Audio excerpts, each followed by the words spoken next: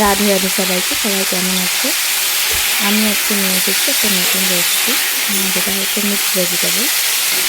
যে কোনো নিরামিষ দিনে কিন্তু আপনারা এটা ট্রাই করতে পারেন। তরকারিটা কিন্তু দারুণ স্বাদ হয়। ঘরে থাকা কিছু সবজি দিয়েই কিন্তু আপনারা এটা বানিয়ে ফেলতে পারবেন।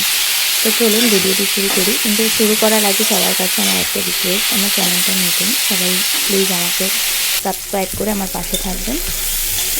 তো বরবটিগুলো এরকম একটু লম্বা লম্বা করে বানিয়ে নিতে হবে এবং দেখতে পাচ্ছেন আমি সুন্দর করে ভেজে নিচ্ছি। তো সর্ষের তেলে রান্নাটা হবে। সর্ষের তেল দিয়ে বরবটিটা শুধু নুন দিয়ে ভালো করে ভেজে তুলে রাখতে হবে। তারপর কড়াইতে কিছুটা তেল দিয়ে ওখানে দিতে হবে বেগুন, পটল, আলু, কুমড়ো, মিষ্টি আলু, এই সমস্ত সবজিগুলো আমি দিয়েছি। তো ঘরে থাকা যে কোনো সবজি কিন্তু এই টাইপের সবজিগুলো কিন্তু অ্যাড করা যেতে পারে। তো ভালো করে ভেজে নিতে হবে এটাকে। শুধু এর মধ্যে নুন আর হলুদ দিয়ে এমনভাবে ভাজতে হবে যেন সবজিগুলো সুন্দর সেদ্ধ হয়ে যায়। তো দেখো সুন্দর সেদ্ধ হয়ে গেছে। তো এবারে সবজিগুলো আমি তুলে রেখে দেবো এবং আরেকটু তেল দিয়ে কড়াইতে ফোড়ন দেব। তেজপাতা, গোটা শুকনো লঙ্কা, গোটা জিরে, আর হচ্ছে কাঁচা লঙ্কা আর আদা বাটা।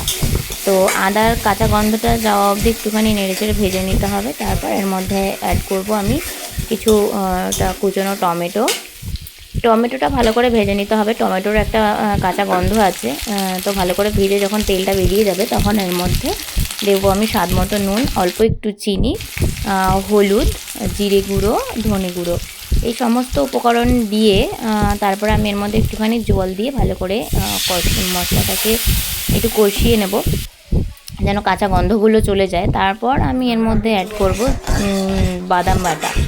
যে কোনো নিরামিষ সবজিতে কিন্তু বাদাম বাটা দিলে কিন্তু ভালোই স্বাদটা হয়। তো বাদাম বাটাটা দিয়ে আমি ভালো করে একটু কষিয়ে নেব। আবার তেল বেরোনোর জন্য অপেক্ষা করব। দেখো সুন্দর তেলটা বেরিয়ে গেছে, মানে আমার মশলাটা কষানো হয়ে গেছে। তারপর আমি এর মধ্যে সেই ভেজে রাখা সমস্ত সবজিগুলো এর মধ্যে দিয়ে দেবো। ভালো করে নেড়ে চেড়ে এবার একটু ঢাকা চাপা দিয়ে কিছুক্ষণ রেখে দেবো যেন মশলার সাথে সবজিটা ভালো করে একটু কষে যায়। এমন করে রান্না করলে কিন্তু সবজিগুলো বেশ ভালোই টেস্ট হয় খেতে। তো কষানো হয়ে গেছে।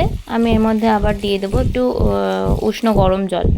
যে কোনো সবজিতে উষ্ণ গরম জল দিলে কিন্তু সবজির স্বাদটা বেশ ভালোই হয়। তো গরম জল দিয়ে ভালো করে মিক্স করে আমি এটাকে আবার ঢাকা দিয়ে কিছুক্ষণ ফুটতে দেব। দেখো আমার সবজিটা ফুটে গেছে।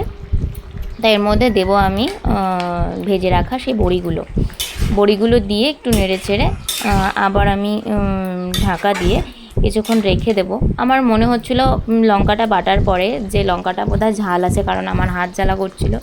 সে কারণে আমি একটা টমেটো 4 টুকরো করে কেটে এর মধ্যে দিয়ে দিয়েছিলাম, কারণ আমার হাজব্যান্ড একদম ঝাল খেতে পারে না। সে কারণে ঝালটা যেন একটু কমে যায়, সেই কারণে আমি টমেটোটা দিয়েছিলাম। দেখো আমার রান্নাটা হয়ে গেছে। লাস্টে আমি এর মধ্যে একটু ঘি অ্যাড করেছি। একটু ঘি আর গরম মশলা দিলে কিন্তু রান্নার স্বাদটা বেশ ভালোই হয়। আমার কাছে গরম মশলা ছিল না, সে কারণে আমি গরম মশলা দিইনি। তো এভাবে বানিয়ে নিজেও খাও, সবাইকে খাওয়াও, দারুণ লাগবে। হরে